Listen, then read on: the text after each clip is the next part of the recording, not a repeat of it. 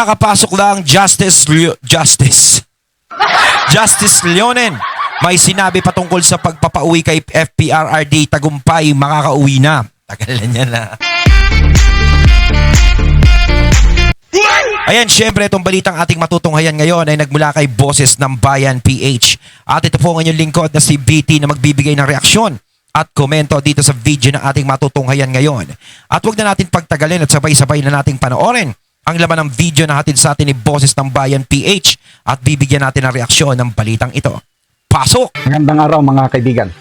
Ayun, syempre bago natin simulan ng video ito, nais ko nga pala magbigay ng credits dito sa boses at video na matutunghayan natin ngayon at bibigyan ng reaksyon. Walang iba kundi si General Macanas. Syempre huwag niyong kalimutang suportahan ang channel ni General Macanas. Mga katunay, pakibisita po yan at huwag niyong kalimutang mag-subscribe at mag-follow para maging updated po kayo sa mga vlogs, reactions at sa mga balita na hinahatid sa atin ni General Macanas. At syempre, ayan po yung The General's Viewpoint mga katunay. Ipagpatuloy natin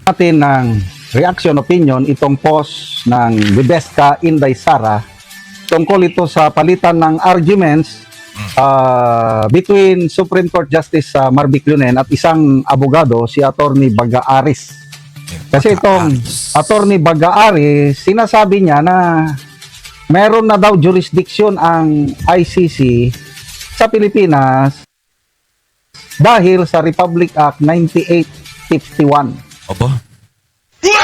Mga katunay, may jurisdiction na daw ang ICC dito sa Pilipinas, ha? Totoo ba? Bagay naman na hindi sumang-ayon si Justice Lunen. Kasi sinasabi na anti-clear. Pwede na daw, kasi may warrant pa rin ang ICC. Pwede na daw diretsong arestuhin si Bato dahil sa RA 9851. Kaya yan ang legal question ngayon. Ito, i-summarize natin ha. Ito. Sabi ni Justice Lunen sa abogadong si Attorney Romel Bagaris. Ipakita mo kung saan sa batas na kasulat na tinanggap na ng Pilipinas ang ICC bilang dagdag na hukuman. Ang sagot naman nitong abogado, halos kopya ng Rome Statute ang RA 9851. Kaya, implicit, take note of the word implicit, na may additional layer o complementary rule ang ICC. May ICC naman pala ano na sila dito? May jurisdiction na sila dito eh. Ano pa silbi ng gobyerno natin? Di ba? Ano pa silbi ng Supreme Court natin? Tanggalin na yan. Di ba? ICC naman pala bida kasi ang alam ko kasi yung ICC pwede lang yan sa mga lugar na walang gumugulong na hustisya. Di ba? Sa mga walang korte, walang gobyerno. Di ba? Pero tayo may gobyerno tayo. May korte tayo. Di ba? Hindi natin kailangan ng pangalawang korte dito. Ano ba yan? Ibig sabihin na Supreme Court, yan ang korte ng mga taong nasa baba. Tapos ang ICC, yan ang korte ng mga taong matataas. Ganun ba yun?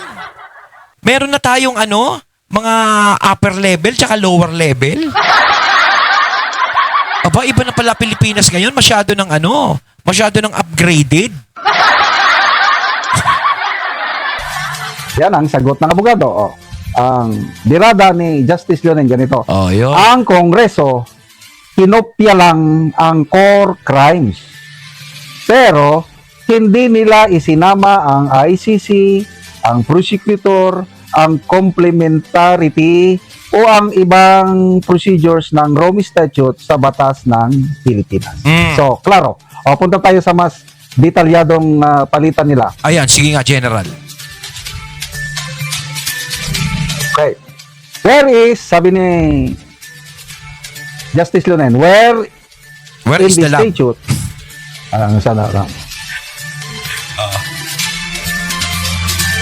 show me, does it say International Criminal Court? Does it accept another court? Doon sa RA 9851.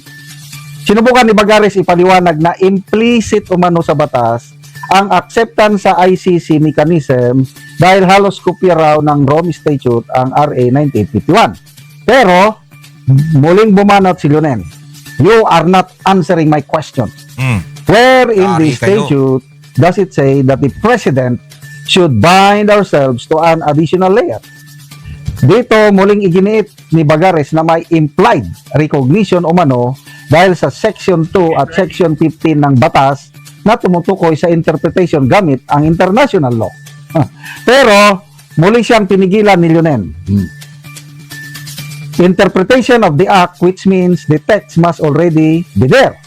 Where is the text?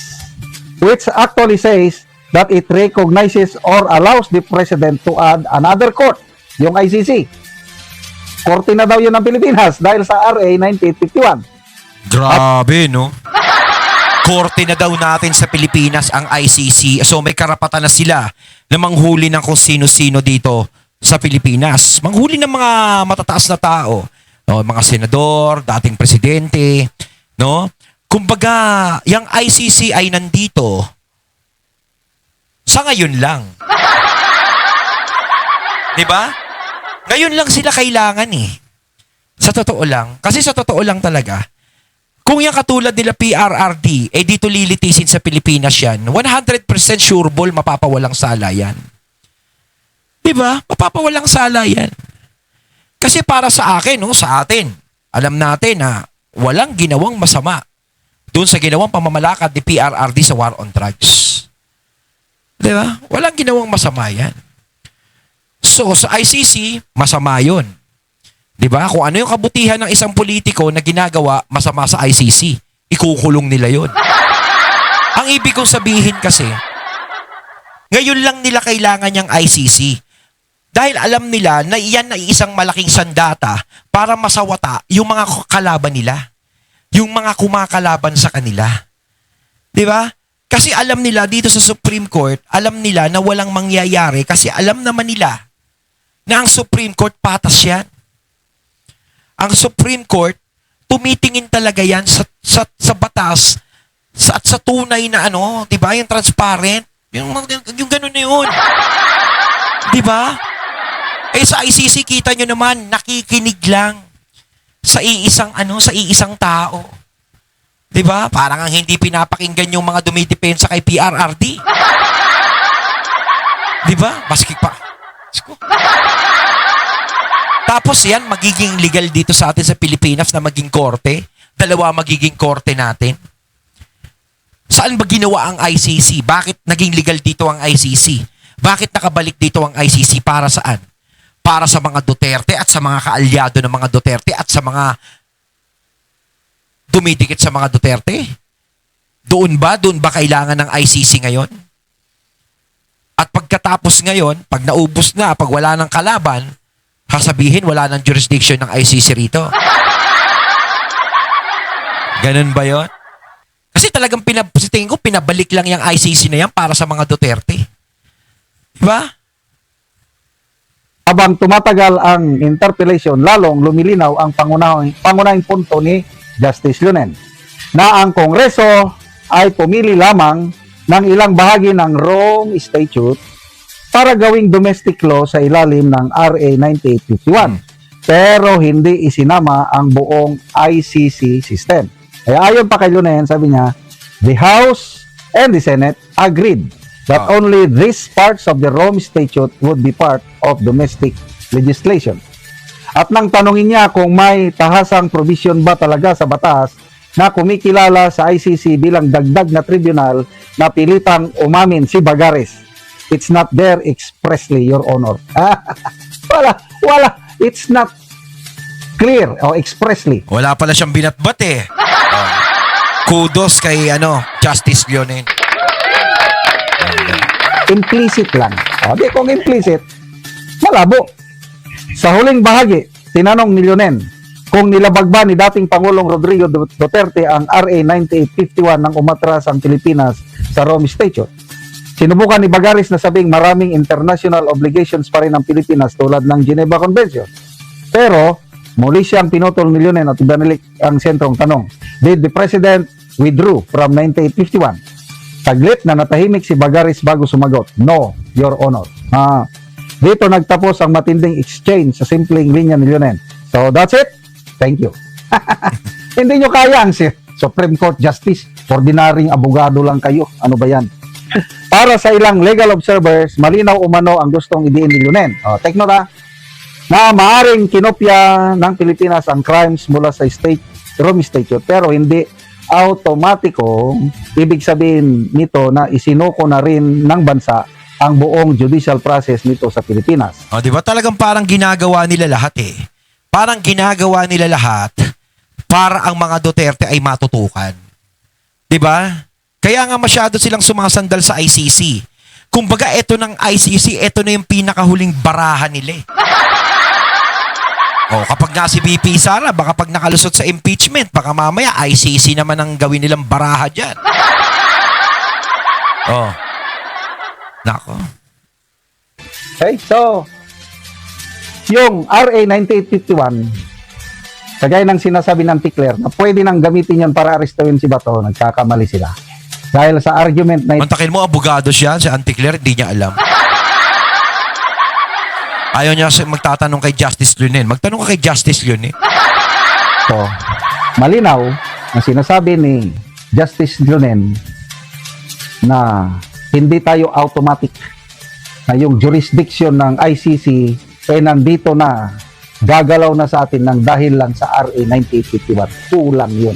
Kaya ibig sabihin, Ayan, pagkakaintindi ko na ito nilinaw yung na. ICC warrant of arrest ni Bato dapat dumaan pa rin sa proseso sa local court. Yes, tama. Kaya tama si Secretary John D. Crimolia na hindi nila i-enforce yung ICC warrant of arrest na yun hanggat hindi mag-issue ng warrant of arrest ang local court natin para arestuhin si Senator Bato. So, sana Kasi nagawa na nila nung una yan eh. Di ba? Parang malaking pambabastos na nung una sa Supreme Court yan eh. Tapos ito gagawin na naman nila kay Bato. Pero talagang merong nagsusulong, no? Talagang yung ICC, no? Yung ICC na yan, talagang legal yung warrant na yan at dapat sumuko si Bato, no? Pati nga si Ombudsman eh, di ba? Na mga napapaghalataan eh. lalabas na may Mga napapaghalataan talaga ng mga kalaban ng mga Duterte at ayaw nilang pabalikin ng mga Duterte. Di ba? Lalo na si Ombudsman. Kita mo. Pakin mo, naging Ombudsman ako ngayon. Di ba? Baka pag Duterte na naupo, maging palitaw vendor na lang. O ba, talagang marangal na trabaho yan. Oh. Shout out sa mga palitaw vendor talagang. Sila'y paborito natin yung palitaw. Kapag bumibili tayo ng palitaw, talagang marami, napakasarap talaga yan. Yung mga itinitinda nilang yan. No, shout out sa inyo at syempre sa kasipagan nila, no? Sarap at kasipagan. Ayan. Ba't ba tayo napunta doon? na yung desisyon ng Supreme Court tungkol sa bagay na ito dahil meron ng petisyon si Bato na naisampa sa korte. Desisyon na lang ang hinihintay. Ayun, natating nato ngayon ang video na nagbula kay Boses ng Bayan PH at syempre nato ngayon natin ang boses at video na yon na binigyan natin ng reaksyon na nagbula kay General Macanas. Kayo mga katunay, anong masasabi niyo tungkol dito? Comment lang po kayo sa comment box. So once again, I'm BT and I'm out. Peace.